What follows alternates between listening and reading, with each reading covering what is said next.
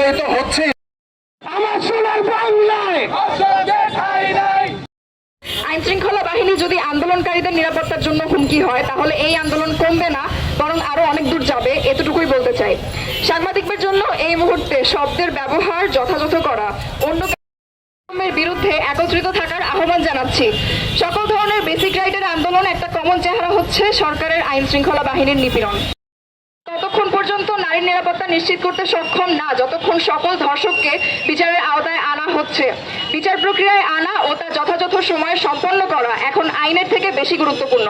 শুধুমাত্র ধর্ষণ নিপীড়নের জন্য নয়, নারীকে অপমানজনক যে কোনো কর্মকাণ্ডের জন্য, যেমন ইভটিজিং, ঘরে বাইরে বা সোশ্যাল মিডিয়াতে হেনস্থা করা, স্লাট শেমিং, সবকিছুতে আইনের আওতায় আনতে হবে।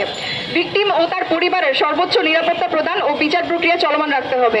কোনো ধর্ষণ বা নিপীড়নের ঘটনা আরেকটা ধর্ষণ বা নিপীড়নের ঘটনার চেয়ে বেশি গুরুত্বপূর্ণ নয়। সকল ঘটনাকে সমান গুরুত্ব দিয়ে বিচারের আওতায় আনতে হবে।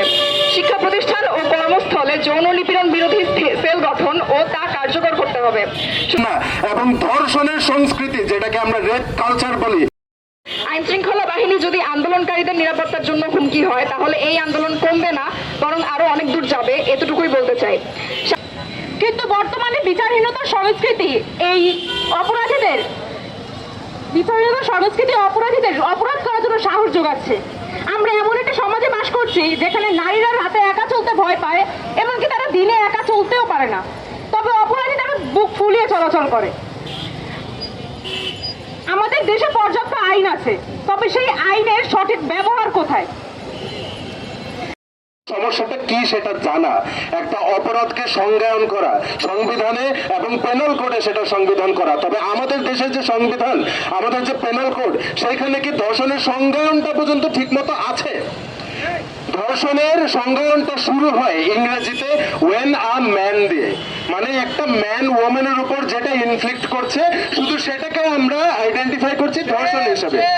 গত পরশুদিন আমরা দেখেছি পুরুষের উপর ঘটে যাওয়া ধর্ষণের কথা, এবং শুধু পুরুষ না, বাংলাদেশের বিভিন্ন ইনস্টিটিউশনে, যেগুলোর আমি নাম বলবো না, আমরা দেখতে পাই দুই জেন্ডারেরই বিভিন্ন শিশুর উপর ধর্ষণ এবং এই যে যৌন আগ্রাসনমূলক কর্মকাণ্ডগুলো হয়।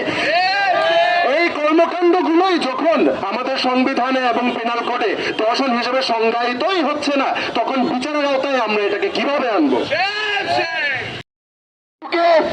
ব্যক্তি স্বাধীনতার মুখোমুখি দাঁড়া করাবেন না এবং নানাভাবে নারীদেরকে আটকিয়ে রাখার চেষ্টা করবেন না। নতুন বাংলাদেশে আমরা সবার সমতা চাই এবং সবাই আমরা একসাথে মিলে একটা ঐক্যের মাধ্যমে বাংলাদেশ গড়তে চাই। নারীদের যে অধিকার রয়েছে তা প্রাপ্য নিশ্চিতে গণযোগাযোগ এবং সাংবাদিকতার বিভাগের শিক্ষার্থীরা সামাজিক এবং রাজনৈতিক পরিষদে তাদের আন্দোলন চালিয়ে যাবে। আমার সোনার বাংলায়